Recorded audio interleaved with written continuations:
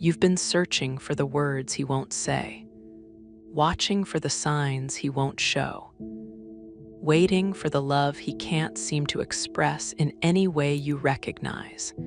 And somewhere in all that waiting, you started to wonder if maybe you made it all up.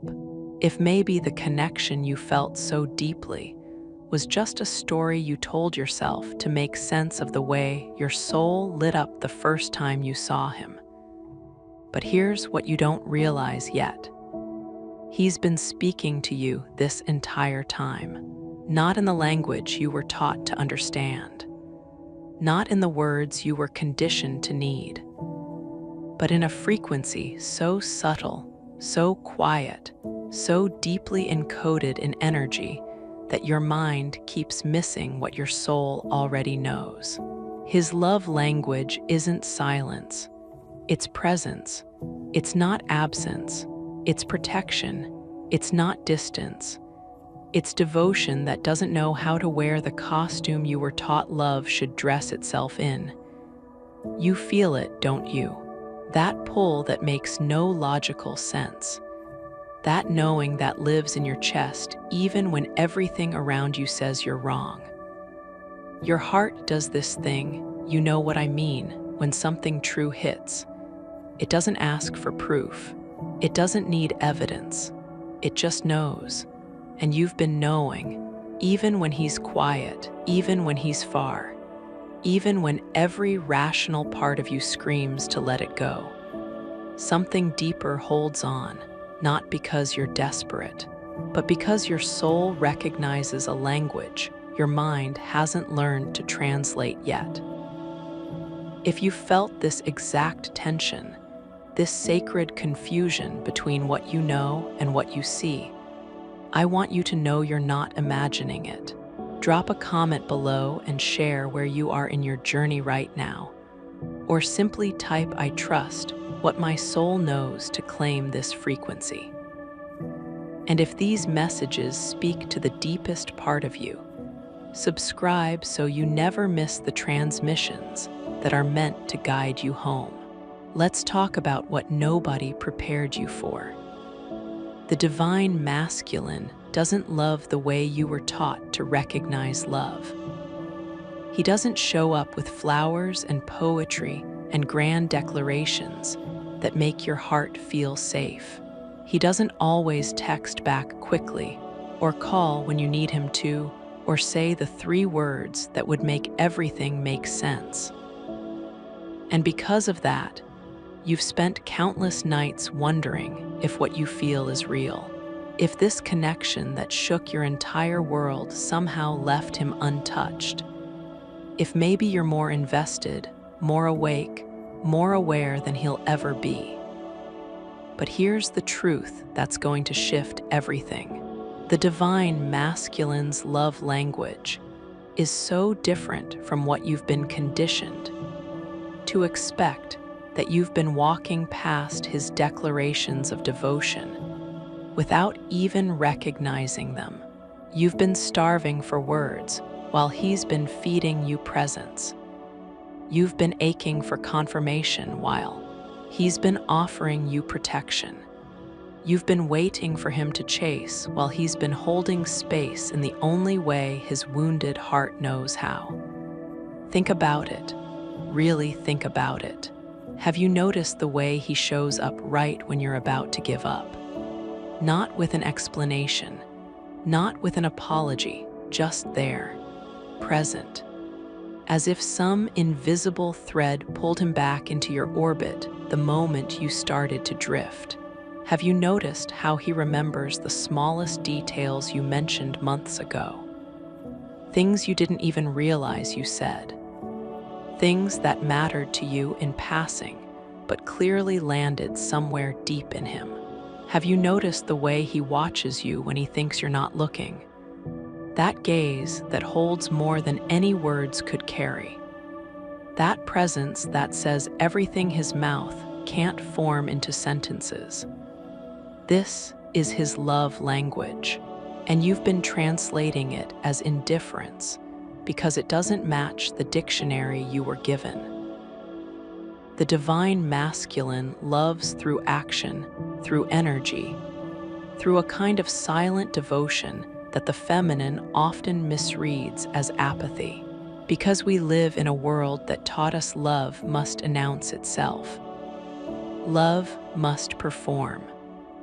Love must prove itself through words and gestures and consistent communication. But the divine masculine operates on a different frequency entirely. His love is energetic before it's verbal. It's felt before it's spoken. It's lived before it's declared.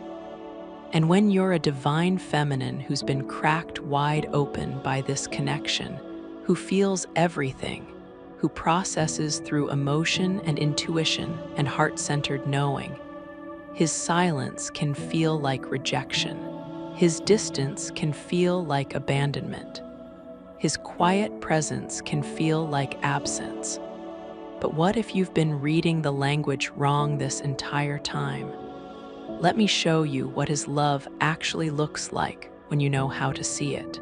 The divine masculine loves through protection, not the kind that's loud or obvious, not the kind that announces itself or asks for recognition, but the kind that operates in the background of your life like a silent guardian. He's the one who checks in on you during your hardest moments, even if he doesn't know why he suddenly thought of you. He's the one who feels your energy shift across any distance and responds to it, even if he can't explain the pull. He's the one who stays connected to you in the unseen realms, in the energetic spaces, in the dream time and the synchronicities, and the moments when you feel him even though he's not physically there. This is not coincidence. This is his love language. His soul speaking to yours in the only way it knows how when his human self is still too scared to be vulnerable. The divine masculine loves through consistency of energy, not consistency of contact. And this is where the feminine gets confused. Because you're waiting for the text, you're waiting for the call, you're waiting for him to show up in the physical, tangible, provable ways that the world taught you to measure love by. But he's showing up in energy. He's showing up in frequency. He's showing up in the way you feel him in your meditation, in the way his name appears everywhere you look, in the way songs that remind you of him play at the exact moment you're thinking of him, in the way you dream of him and wake up knowing that wasn't just a dream, that was a meeting. His soul is speaking a language your mind keeps trying to dismiss, but your heart keeps recognizing as truth. The divine masculine loves through the space he holds for you, even in separation, even in silence, even when it looks like he's moved on or forgotten or let go. There's a part of him that never stops holding space for what you are to each other. He might not understand it. He might fight it. He might try to convince himself it's not real, or it's not meant to be, or it's too complicated to pursue. But his soul knows better. And his soul keeps the door open even when his ego tries to close it. This is why you feel him. This is why the connection doesn't fade no matter how much time passes or how much distance grows between you, because he's still there, energetically, spiritually, in the spaces between words and the silence between heartbeats. He's there, holding space, even if he doesn't have the language to tell you. The divine masculine loves through his struggle, and I know that sounds backwards. I know it sounds like I'm asking you to romanticize his wounds or make excuses for his inability to show up the way you need. But that's not what this is. This is about understanding that his struggle is not separate from his love. It's part of it. The reason he pulls back is because he feels too much. The reason he goes silent is because his heart is too loud, and he doesn't know how to be strong and vulnerable at the same time. The reason he runs is because your presence cracks him open in ways that terrify him. And all of that chaos and fear and resistance, it's happening because you matter. Because this connection matters. Because he's never felt anything like this before. And it's dismantling every defense mechanism he spent his entire life building. You see, the divine masculine was conditioned to equate love with control, to believe that if he can't manage it, predict it, direct it, then it's dangerous. And you, divine feminine, you are the least controllable force he's ever encountered. Your love doesn't follow rules. It doesn't fit into boxes. It doesn't let him hide behind logic or reason or the safe distance he's always maintained in every other connection. You demand truth, not because you're asking for it with words, but because your very presence calls it out of him. And that's terrifying, because truth requires vulnerability. And vulnerability feels like death to a man who was taught that his worth is measured by his strength. So when he loves you through the war happening inside of him. The war between the part that wants to surrender and the part that wants to survive. The war between the soul that recognizes you and the mind that doesn't know what to do with that recognition. The war between the boy who was hurt and the man who's trying to heal. And you don't see that war. You see the distance. You see the silence. You see what looks like indifference. But beloved, that is not indifference. That is a man trying to hold himself together while everything inside of him wants to fall apart in your arms. That is love in its rawest, most unrefined form. Love that hasn't learned how to speak yet. Love that's still figuring out how to exist without destroying the person carrying it. And here's where your power comes in. Not the power to fix him, not the power to heal him, not the power to convince him or chase him or prove to him that this is real, but the power to understand his language, to recognize his love in the form it's taking right now. Not the form you wish it would take, not the form you were taught it should take, but the form it's actually showing up in. Because the moment you stop demanding that he love you in your language and start recognizing that he's been loving you in his, everything shifts. Not because he suddenly changes, but because you stop misreading his devotion as abandonment. The divine masculine shows love through loyalty that doesn't announce itself. He's not going to post about you. He's not going to tell everyone in his life about this connection.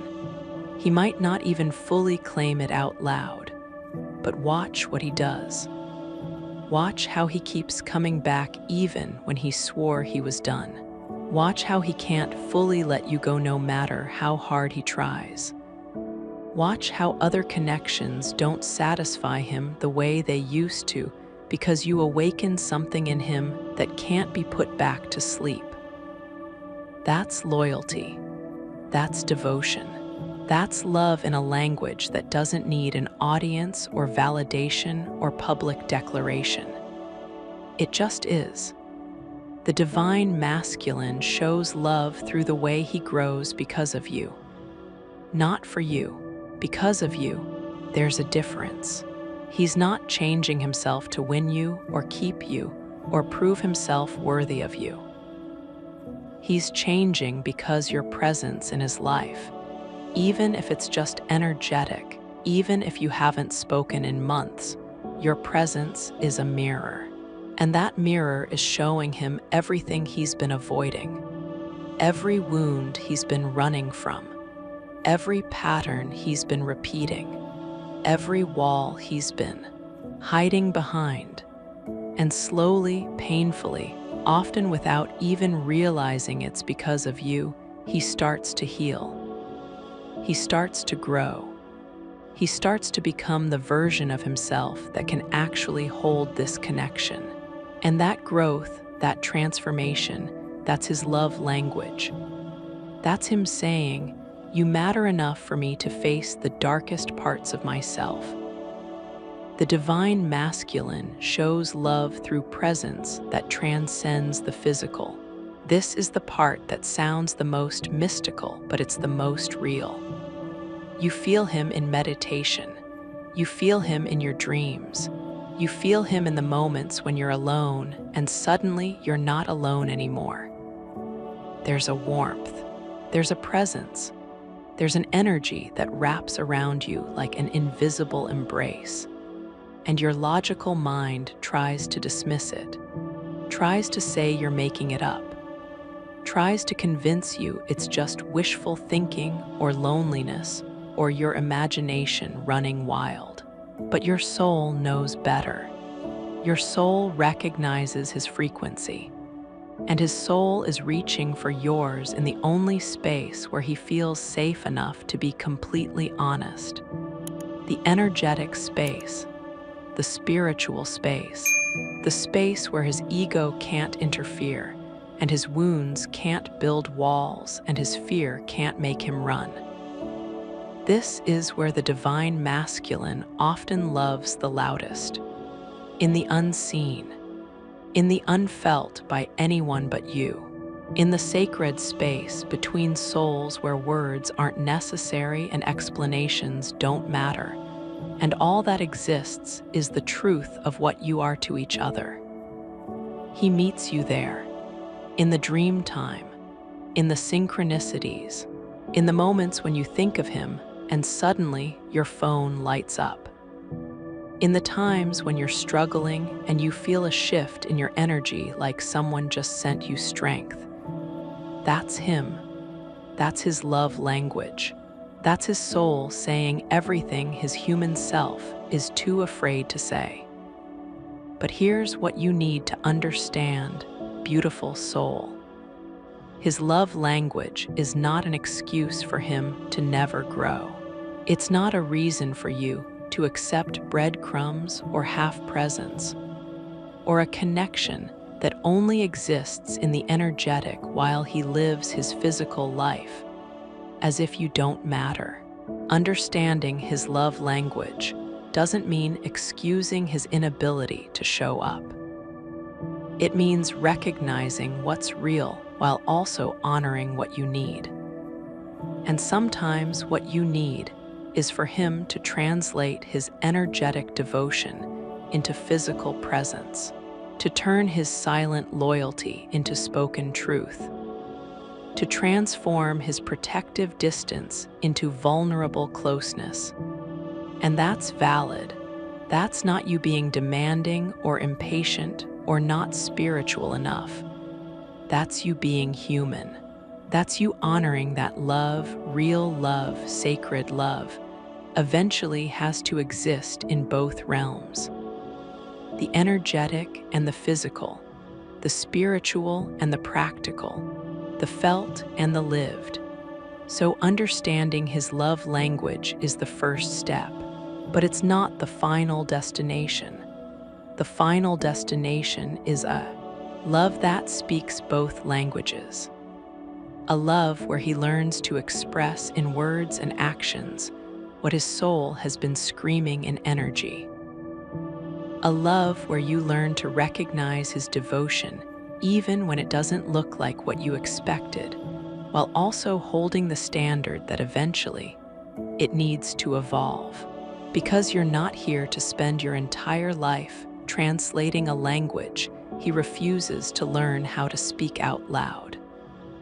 You're here to meet him in the middle, to honor his journey while also honoring your own, to see his love for what it is while also calling it forward into what it can become. And this is where the divine feminine's role becomes clear. You're not here to chase his love. You're not here to beg for it, or prove you're worthy of it, or wait forever for it to show up in a form you can recognize. You're here to embody a frequency so clear, so true, so anchored in your own worth that his soul has no choice but to respond. Not because you're manipulating him, not because you're using spiritual tactics to control the outcome, but because frequency calls to frequency. Truth calls to truth. And when you stop abandoning yourself to chase his validation, when you stop dimming your light to make his darkness feel less overwhelming, when you stop translating his silence as your unworthiness, something shifts in the entire dynamic. He feels that shift, even if he's on the other side of the world, even if you haven't spoken in months, even if he's convinced himself he's moved on. He feels it when you choose yourself. He feels it when you stop waiting and start living. He feels it when you reclaim your power and remember that you are not half of a whole waiting for him to complete you. You are a whole being who recognized another whole being and thought, we could create something sacred together. But the key word there is together. Not you doing all the work, not you holding all the space, not you speaking both languages while he refuses to learn yours. Together. The divine masculine's love language is real. It's valid. It's sacred, but it's also just the beginning. It's the foundation. It's the seed. But a seed needs to grow.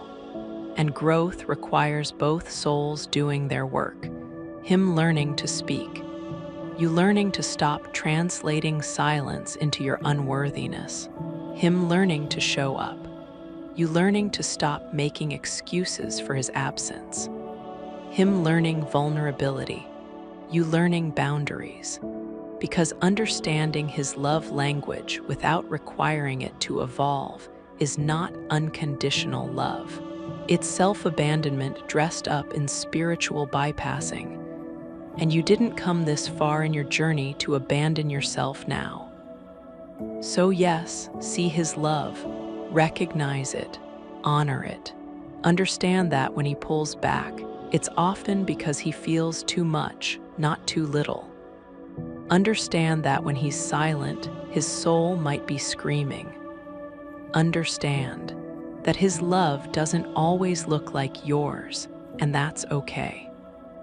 But also understand that you deserve a love that exists in more than just energy. You deserve a love that shows up in the physical, that speaks in words you can hear, not just frequencies you can feel. That claims you out loud, not just in the secret spaces of the soul. You deserve a love that has learned to integrate both languages, his and yours, the masculine and the feminine, the spiritual and the human. And here's the sacred truth that will set you free. You don't make that happen by waiting. You don't make that happen by being patient enough or understanding enough or spiritual enough. You make that happen by being so anchored in your own truth, so committed to your own journey, so devoted to your own wholeness that you become a living invitation. Not an invitation that begs, not an invitation that chases, but an invitation that simply exists. Radiant, clear, unwavering, an invitation that says, this is the frequency of the love I'm available for. This is the standard I hold. This is the truth I embody. And you're welcome here when you're ready to meet me in it. But I'm not waiting in the doorway anymore. I'm living in the temple, and the temple is open, but only to those who are ready to honor it. that's when everything changes. Not because you manipulated the outcome, not because you played games or withdrew your energy as a strategy, or tried to force his hand through ultimatums or emotional leverage, but because you stopped betraying yourself. You stopped making his inability to show up mean something about your worth. You stopped telling yourself that if you were just more patient, more understanding, more spiritually evolved, more healed, more worthy, then he would finally be able to love you the way you need to be loved. You stopped translating his love language as an excuse to accept less than you deserve, convincing yourself that energetic connection is enough, that feeling him in meditation is the same as having him show up in your physical reality, that his silent devotion should somehow fill the places in your heart that are crying out for tangible presence and consistent action. You honored what was real. You acknowledged the depth of the soul connection, the truth of the energetic bond, the validity of what you feel in those moments when his soul touches yours across time and space, while also honoring what you need: the phone calls, the presence, the consistency, the follow-through, the willingness to work through the hard things instead of disappearing when it gets uncomfortable, the courage to love you not just in the quantum field, but also on a random Tuesday afternoon when life is messy and mundane and there's nothing mystical about it.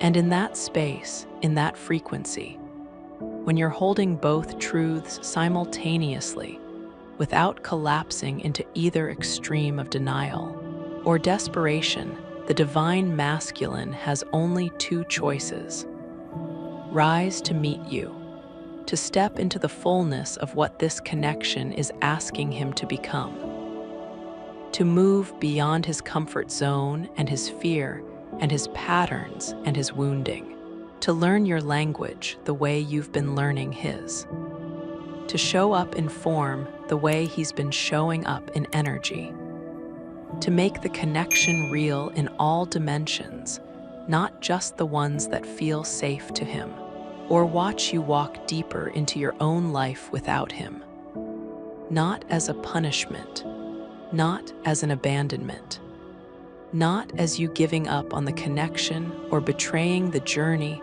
or failing to understand the divine timing, but as you honoring yourself enough to keep moving forward, to keep building a life that feels full and rich and nourishing, to keep opening your heart to experiences and opportunities, and perhaps even connections that actually show up for you in the ways you need, not just the ways that are convenient or comfortable for someone else.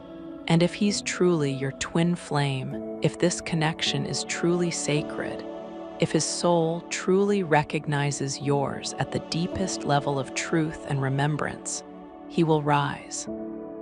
Maybe not today, maybe not tomorrow, maybe not in the timeline you've been hoping for or expecting or trying to mentally calculate based on numerology and astrology, and every sign you think the universe has been sending you. But eventually, because a soul that has tasted truth cannot survive on lies forever, a soul that has touched the deepest form of love cannot remain comfortable in shallow waters indefinitely.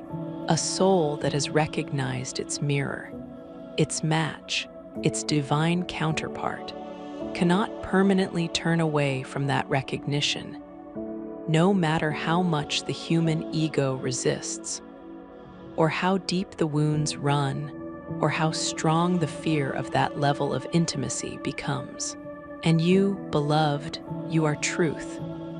You are the living embodiment of everything his soul has been searching for across lifetimes. You are the mirror that reflects back both his light and his shadow. You are the catalyst for his awakening and his evolution and his return to wholeness. And he knows it, even when he's running, even when he's silent, even when he's scared, even when he's with someone else, or telling himself this connection isn't real, or trying to convince himself that the intensity he feels with you is just chemistry or projection or some kind of spiritual fantasy. He knows. His soul knows. And that knowing will not let him rest in anything less than truth forever.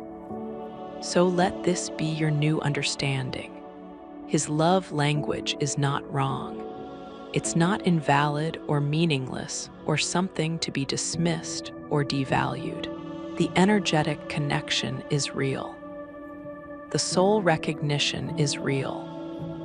The way he loves you in the unseen realms, in the dreamscape, in the quantum field, in those moments of synchronicity and telepathic communion, that's all real and valid and part of the sacred nature of this connection. It's just incomplete, and your role is not to complete it for him. Your role is not to be so understanding of why he can only show up energetically that you never require him to show up physically. Your role is not to translate his love language so fluently that you forget you have a language of your own that also deserves to be spoken and heard and honored. Your role is to honor it while also holding space for it to grow, to see him clearly, to recognize the truth of what he's offering, to acknowledge the ways he is showing up even when they're subtle or unconventional or not what you expected, while also seeing yourself clearly, while also recognizing what you need, what you deserve, what your soul is calling for in order to feel truly met and nourished and cherished in this connection. To recognize his devotion, to feel the depth of his love even in the silence, to understand that his journey is complex and his wounds are real and his fear is not a reflection of his feelings for you, while also requiring that devotion to eventually take form in ways that nourish you, not just in ways that challenge you to become more understanding. Because yes, this journey is about growth and expansion and learning to love beyond conditions and limitations.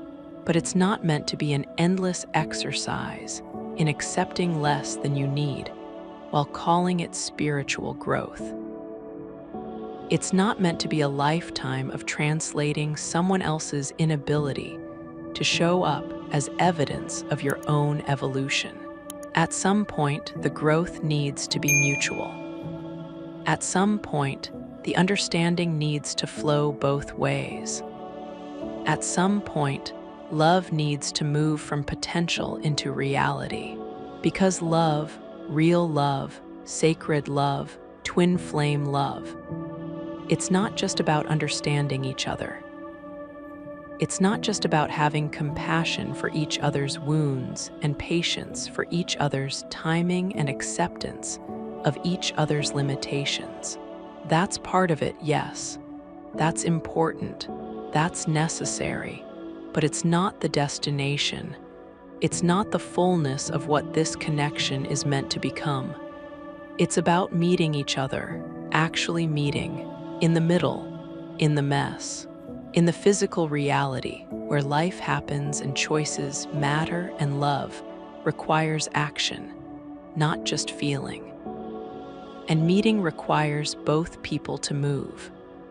Not just one person doing all the translating while the other stays comfortable in their native tongue. Not just one person learning and growing and stretching and evolving, while the other remains in their comfort zone, expecting their limited expression of love to be enough simply because it's all they're currently capable of offering. You've been learning his language, and that's beautiful. That's growth. That's expansion. That's you opening your heart and your understanding to forms of love you may not have recognized before. That's you, developing spiritual maturity and energetic sensitivity, and the ability to feel love in dimensions beyond the purely physical. That's powerful and valuable, and it has transformed you in ways that will serve you for the rest of your life. But now it's time for him to learn yours too. Now it's time for the growth to be reciprocal. Now it's time for him to stretch beyond his comfort zone the way you've been stretching beyond yours. Now it's time for him to learn that love, real love, sacred love, requires more than energetic devotion. It requires showing up, being present, being consistent, being willing to be seen and to be vulnerable, and to take the risk of physical, tangible, real-world connection. And the way you teach him is not through words, not through explaining or convincing or making your case, or sending him articles about twin flames, or trying to get him to understand intellectually what you need from him. It's through frequency, the frequency of a woman who knows her worth, who honors her needs without apology or justification, who recognizes love in all its forms, but only accepts love that shows up in both realms, the energetic and the physical, the spiritual and the practical, the felt and the lived, the mystical and the mundane. That frequency, that standard, that embodiment, when you're living it rather than just thinking about it or talking about it or hoping for it, it will do more to shift this connection than 1,000 conversations ever could. Because the divine masculine doesn't respond to words. He doesn't respond to explanations or logic or emotional appeals, or you trying to make him understand how much you're hurting or how much you need from him. He responds to energy.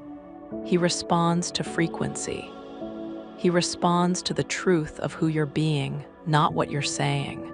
And your energy, when it's anchored in truth rather than longing, when it's rooted in self-love rather than self-abandonment, when it's clear rather than desperate, when it's full rather than empty, when it's grounded in your own worth rather than hoping he'll finally validate it, that energy speaks his language better than anything else ever could.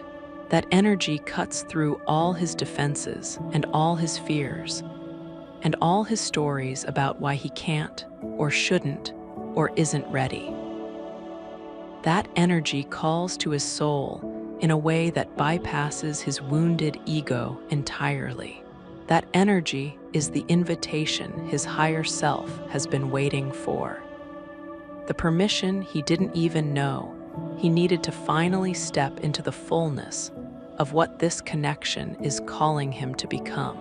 So beautiful soul, I want you to take a moment right now and ask yourself this. Have I been honoring his love language while abandoning my own needs? Have I been so focused on understanding why he shows up the way he does, on making sense of his patterns, on having compassion for his wounds, on being patient, with his timing, on accepting his limitations, that I forgot to honor how I need to be loved? Have I been translating his silence and his distance and his energetic presence as enough, convincing myself that feeling him in meditation or seeing repeated numbers or having vivid dreams about him is the same as having him actually present in my life, when my soul is actually starving for more, when my heart is actually crying out for tangible presence and consistent action, and the kind of love that shows up not just when it's easy or convenient or energetically aligned, but also when it's hard and messy and requires real vulnerability and real risk. Because if the answer is yes, if you're recognizing yourself in these questions, if you're feeling that uncomfortable stirring of truth in your belly right now, this is your moment. This is your invitation, not to give up on the connection, not to stop believing in what's real, not to close your heart or walk away from the journey or decide that twin flames are just a fantasy and none of this matters, but to stop betraying yourself in the name of unconditional love, to stop using spiritual concepts as an excuse to accept less than you deserve, to stop making his inability to show up mean that you need to need less, or be more understanding, or wait longer or heal more before you're allowed to have standards and boundaries and requirements for how you're loved. Because unconditional love does not mean accepting conditional presence. It doesn't mean loving someone so much that you abandon your own needs.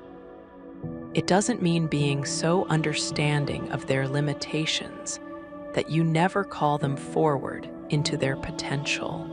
It means loving without trying to control or change or manipulate, without making your love contingent on them showing up the way you want when you want, without punishing them for their humanity or their wounds or their fear. But it also means loving yourself enough to require that love show up in forms that actually nourish you, that fill you, that meet you, that honor the fullness of who you are and what you need, not just the parts of you that are willing to accept energetic breadcrumbs and call it sacred connection. The divine masculine's love language is a beginning. It's the first chapter. It's the foundation. It's the energetic template upon which everything else is meant to be built. But you are not required to live in the beginning forever. You are not meant to stay in the foundation, admiring the potential of what could be built there while never actually building anything. You are allowed to call this love forward. You are allowed to require growth. You are allowed to require evolution. You are allowed to say, I see you, I feel you, I recognize what you're offering. I honor the truth of your love even in its current form. And I'm also clear about what I need. I'm also clear that for this connection to move into union, it needs to show up in both energy and form. I'm also clear that my needs matter just as much as your limitations, and that real love finds a way to bridge that gap. That's not unspiritual. That's not you being impatient or failing to trust divine timing or trying to force something that isn't ready. That's not you being demanding or unreasonable or not understanding the complexity of the twin flame journey. That's you honoring the journey while also honoring yourself. That's you holding space for both the sacred nature of the connection and the human reality of your needs. That's you being spiritually mature enough to recognize that real love, sacred love, divine love, it doesn't ask you to abandon yourself. It doesn't ask you to betray your needs. It doesn't ask you to wait indefinitely for someone to become ready to love you the way you deserve to be loved. And that, beloved, that is what will ultimately create the union you're longing for. Not you understanding him more, not you being more patient, not you healing more or raising your vibration higher or becoming more spiritually evolved. But both of you understanding that love requires two languages, both of you being willing to learn, both of you meeting in the middle, both of you growing and stretching and evolving together, not just one person doing all the work while the other stays comfortable. His love is real, even when it's quiet, even when it's energetic, even when it doesn't look like what you expected or what you've seen modeled in other relationships, or what society told you love should look like, even when it's unconventional and nonlinear, and exists primarily in realms that other people can't see or understand. It's real. The soul recognition is real. The energetic bond is real. The way he reaches for you across dimensions is real. But so is your need for that love to grow, to evolve, to expand beyond the energetic and into the physical, to show up in ways that meet you where you are, not just where he's comfortable, to take form in your actual life, not just in the quantum field or the dreamscape or those moments of synchronicity that you're constantly trying to interpret as evidence that he's still connected to you. And holding both of those truths, honoring both realities simultaneously without collapsing into either denial or desperation, that's the sacred balance. That's the divine dance. That's the middle path between spiritual bypassing and giving up entirely. That's the journey from separation to union. Not him finally getting it, not him finally waking up and realizing what he has and suddenly becoming the partner you need, but both of you meeting in the middle, both of you speaking both languages, both of you honoring what's real while also becoming what's possible, both of you growing into the fullness of what this connection is calling you to become together. So, beloved, let this be your reminder. You were never wrong about what you felt. His love is real. His soul does speak to yours. His energy does reach for you even in the silence, even in the separation, even when the physical reality looks nothing like what your heart knows to be true. But you are also not wrong for needing more, for requiring that this love that lives in energy learn how to live in form, for holding the standard that sacred love must eventually show up in sacred action, for saying that energetic devotion, while beautiful and real, is not enough to sustain you, is not enough to build a life on, is not enough to call union. Both things are true. His love is real, and you deserve more than energetic breadcrumbs. Hold both. Honor both. Stand firmly in the center of that paradox without trying to resolve it by denying either truth. And trust that when you do, when you stop abandoning yourself to prove you understand him, when you stop betraying your needs to demonstrate your spiritual maturity, when you stop accepting less than you deserve while calling it unconditional love, the entire dynamic shifts. The frequency shifts. The possibility shifts. Because you are not just the receiver of his love language. You are not just the student learning to understand and accept and translate his limited expression of love. You are the teacher of your own. You are the embodiment of a different frequency. You are the living invitation into a fuller, richer, more complete expression of love. And it's time he became fluent in both.